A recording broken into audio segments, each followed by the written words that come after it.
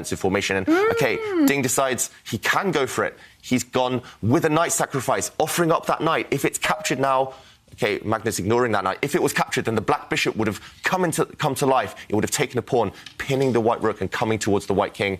Magnus ignoring the black knight, which is actually pinned, and he just brings his knight forward, attacking black's bishop and also defending one of white's pawns in the centre of the board. We're going to see a result here because Magnus has just refuted Ding's attempt at an attack, and you can see Ding is absolutely upset with himself. He's shaking his head.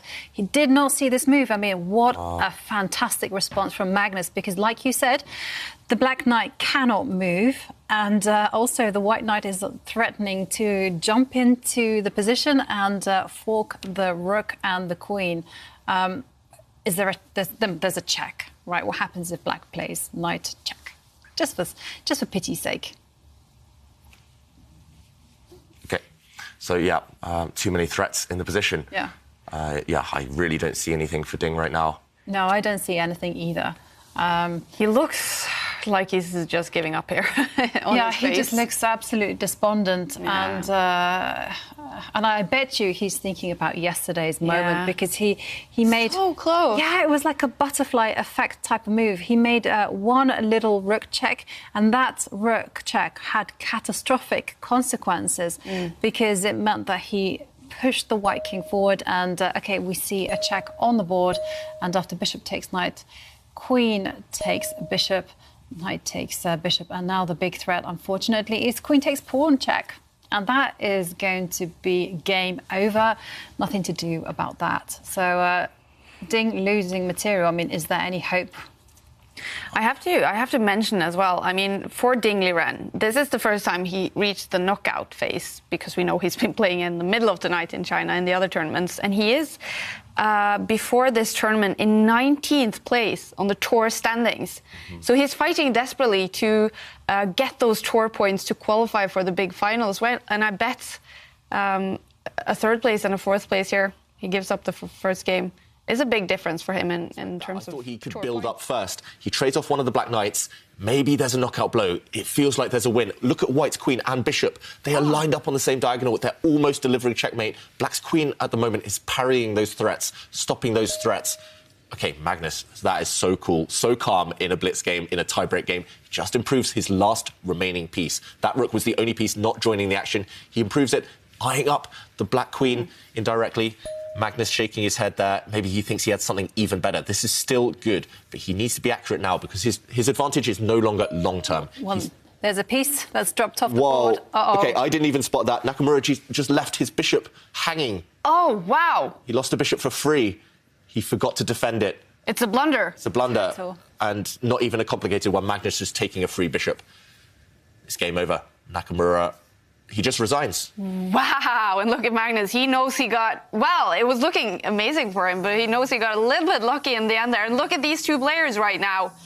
Well, David, what is going through their heads? What? Boy, kind of, you see Hikaru that he kind of made a gesture like he was like, what on earth was I thinking? Brain fart, right? Yeah, exactly. Win this game. Wow, and I just showed a variation that I thought was impossible. Magnus Carlsen said, no, I'm going to go for it. So I don't know how I accidentally predicted what was going to happen there. Daniel Dubov, he would have been shocked by this. He thought it was impossible because of the move I highlighted, bringing a pawn down with a double attack against white's knight, against white's bishop. But there is a hidden resource.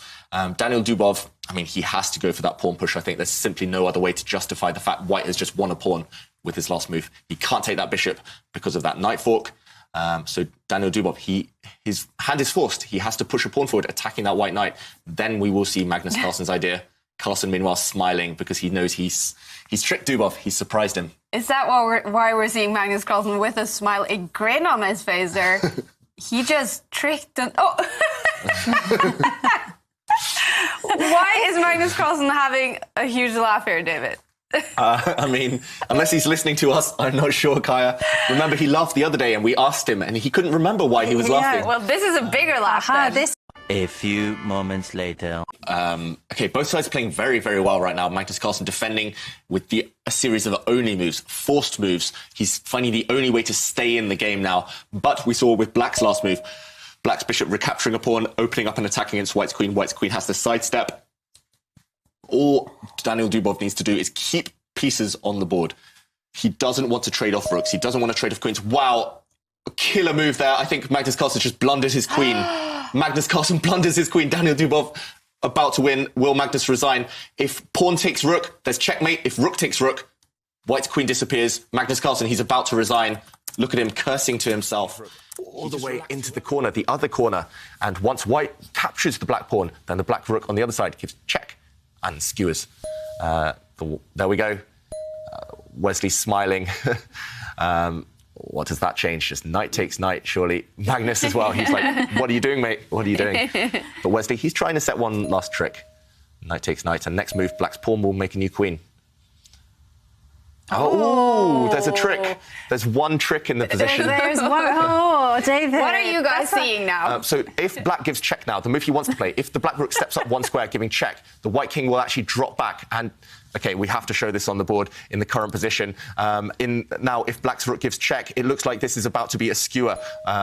OK, we didn't see that move, but we have to show it. This is a skewer. White's king. Now, if it takes the knight, just rook takes rook, and black's going to win. Extra rook. Rook and king easily beats a king. But Wesley had a trap in mind. If this had happened, Wesley would step back to this square saying, yes, you can take my rook, but if you take my rook now, it's stalemate. The white king is trapped and it's not in check, and it would be a draw. But Wesley, of course, setting that trap, Magnus didn't fall into it. And if we go back to the current game position, black has an extra knight and a pawn. This is going to win the game. Magnus avoiding this clever stalemate trick. That's a nice idea by Wesley. That's very instructive. 55. Always look for chances, never resign. 55 pawn advantage for Magnus Carlsen now. We are basically waiting for Wesley to resign, unfortunately. Yeah. I guess there is no hope. Yeah, no hope. The black king now just needs to join the party at the right moment. Actually, Wesley was threatening to play rook takes pawn right there and threatened the same stalemate idea. But no, the game has ended. Magnus Carlsen ending the game with a knight fork. He's checking and he's about to win White's rook. Wesley resigns. A win for Magnus Carlsen in the first game of today. He won the first match. Oh, wow. Well, we have had a lot of them in this matchup between Dubov and Carlsen, but the status is that if Magnus wins this game, they will be equal. The winner of the last game will be the winner if they tie that game. Whoa, what's happening? Okay. Oh, my goodness me. He has made a blunder. Okay, he didn't trust that. He didn't calculate. He didn't trust that his king was safe. And now we've seen a turnaround. Could Magnus Carlsen be knocked out? Magnus Carlsen suddenly losing. He's missed this next move. White, I think, only has one move to win. It's either win or loss here for White. There's no in-between. There's no middle ground. White needs to push a pawn up to attack the black knight, and he's found it. Okay. Oh, my. And Magnus Carlsen suddenly going down to defeat the black king. I said it was safe, but he's missed this last move. Black, as Magnus Carlsen, he's put his queen on a bad square. The black queen boxed in. He should have brought it round to try and get at the white king from behind. He's missed this move. Yeah. Magnus Carlsen is on the verge of elimination now. Yeah. If Magnus Carlsen loses this game, he will be out. Daniil Dubov will be heading to the semi-final. Wow, and we can see it on Magnus now. He definitely... Wow, look at him. He realizes he blundered. Yeah, total blunder. I mean, it's super difficult to see that your king will be safe in the corner out there in the open, and that black needed just to activate the queen and have some counter threats. And now Magnus has advanced the pawn, but I think it's all over. Yeah, and actually we had this scenario yesterday with Magnus, his king being attacked by a queen and a rook. The black king is not safe. Magnus Carlsen also only with 20 seconds. It's going to be checkmate. It's checkmate on the board. And that's it. Oh, look at Daniil Dubov. His hands in the air. He has beaten the world champion after 3 games in the second quarterfinal match. He is ready for the semi-final. Magnus Carlsen is out. The world champion is out. Able to help the black queen. Yep. There we go. Magnus is going for it. The king's going to continue advancing.